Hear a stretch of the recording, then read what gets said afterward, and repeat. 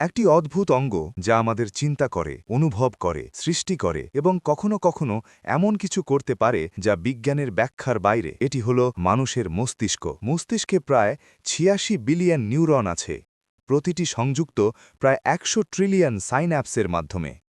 মস্তিষ্ক একসাথে চিন্তা, স্মৃতি, অনুভূতি ও সৃজনশীলতা পরিচালনা করে।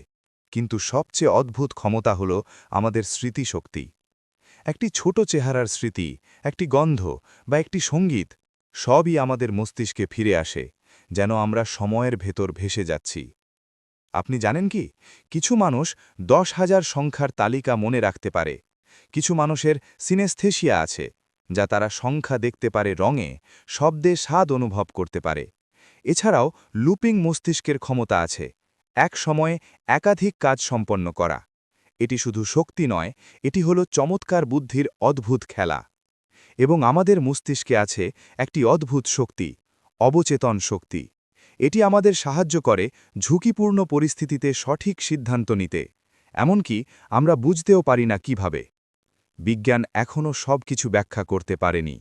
আমরা জানি মস্তিষ্ক নতুন সংযোগ তৈরি করতে পারে, ক্ষতিগ্রস্ত অংশ পুনরায় কাজ করতে পারে। এআই বা কম্পিউটারও আমাদের মস্তিষ্কের এই চমৎপ্রদ ক্ষমতা পুরোপুরি অনুকরণ করতে পারবে না।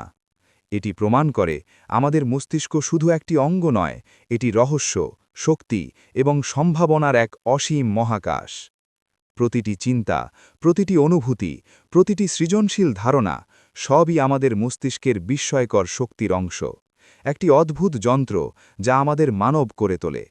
এবং এর রহস্য এখনও পুরোপুরি অন্বেষণ করা হয়নি।